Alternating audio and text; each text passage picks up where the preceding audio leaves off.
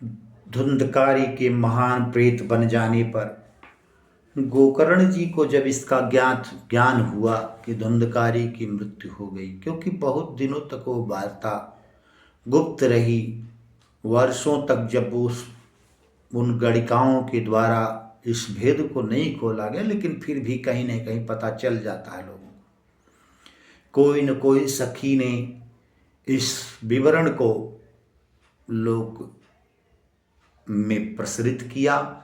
उसके बाद से गोकर्ण तक ये बात पहुंची तो अनाथम तम विदित्वैवम, उसको अनाथ जान करके, क्योंकि उसकी कोई संतान भी तो नहीं थी, 5 गणिकाएं अपना उल्लू सीधा करने में लगी थी और उल्लू सीधा करके चली।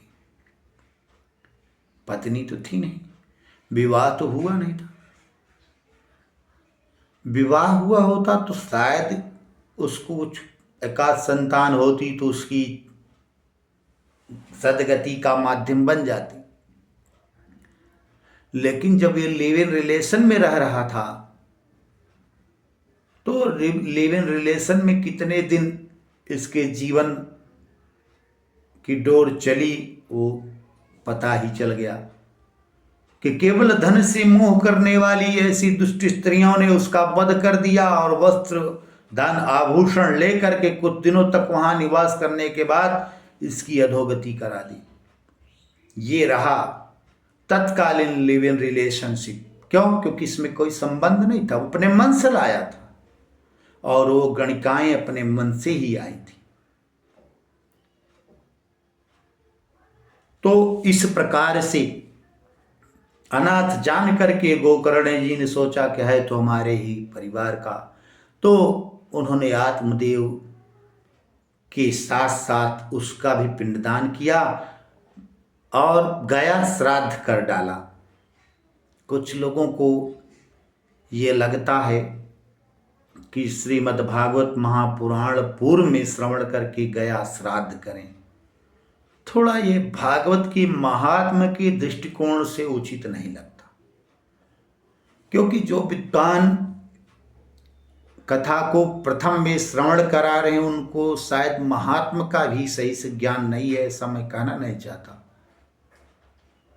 कि धुंधकारी जब महान प्रेत हो गया उसकी मुक्ति गया श्राद्धादि से भी नहीं हो रही थी, तब श्रीमद् भागवत महापुराण का श्रवण हुआ।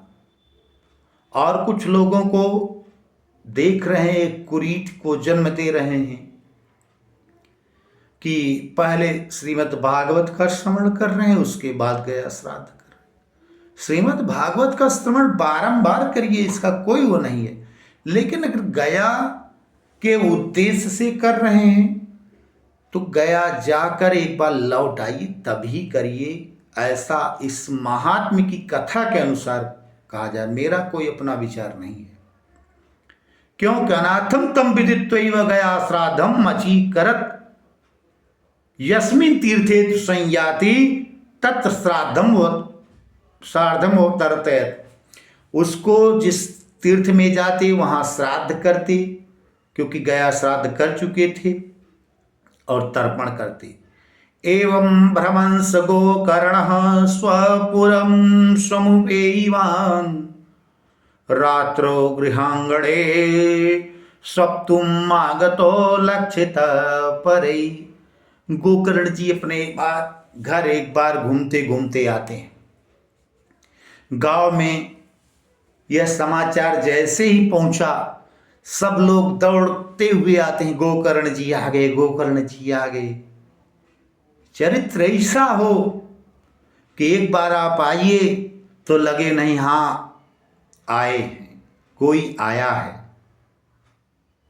चरित्र ऐसा न हो धुंधकारी ऐसा कि मर भी गया कोई पता न पाया मर गया। तो चरित्र की बात है यहाँ पर। गोकर्ण को देखा पूरे गांव के लोग जुट जाते हैं और कहा कि आप मेरे घर चलिए। तो वर्षों से पड़ा घर है, इसमें सांप बिच्छू इत्यादि रहते हैं, तमाम बातें। गोकर्ण जी को बार बार सब कह रहे हैं हमारे घर चलिए, हमारे घर चलिए। गोकर्ण जी ने कहा कि मैं अभी गया श्राद्ध इत्यादि करके आया हूं और भातृभोज मुझे करना है।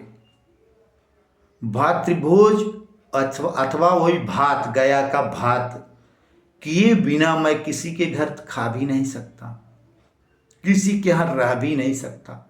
इसलिए मेरे घर को ही थोड़ा अगर मेहनत करके आप लोग साफ सुथरा कर दें तो मैं कमरों में तो नहीं, यही आंगन, बड़ा विशाल आंगन था आत्मदेव के उस घर का, आंगन में निवास कर लूँ।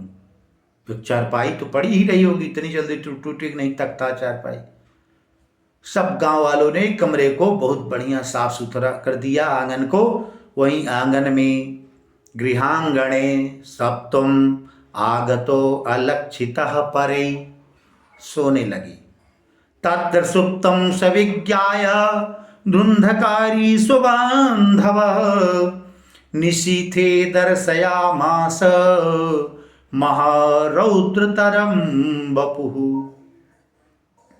सोते हुए गोकर्ण को देखकर धुंधकारी अर्धरात्र में निशीथे दर्शयामासम महारौद्रतरम, महान भयानक से भयानक स्वरूपों को बना करके गोकर्ण जी को डराने का प्रयास करता। सकृत मेषः सकृत हस्ते सकृत किच्चा महिषो भवे भवत् सकृदिन्द्रः सकृच्चाग्निः पुनस्पुरुषो भवत्। कभी मेघ बन जाता, कभी हाथी बन जाता, कभी भैंसा बन जाता। इसी प्रकार से अनेकानेक रूप बन के अंत में पुरुषो भवत्, पुरुष हो गया, पुरुष का रूप था। वैपरीत्यमिदं दृष्ट्वा गोकर्णो धैर्य संयुता, दूसरा कोई होता डर जाता, लेकिन गोकर्ण जी बड़े ही इस विषम परिस्थिति में धैर्य संयुता, धैर्य को धारण करते हुए अयं दुर्गतिकः कोपि निश्चित्याथ तमाब्रवीत्। ऐसी दुर्गति आपकी कैसी हुई, इस विषय में आप बतलाइए भ्राताश्री। ऐसा उन्होंने कहा। अब गोकर्ण और धुंधकारी का जो वार्तालाप का प्रसंग है, हम अगले वीडियो में लेकर उपस्थित होंगे। तब तक के लिए जय श्री राधे श्याम, जय श्री कृष्ण।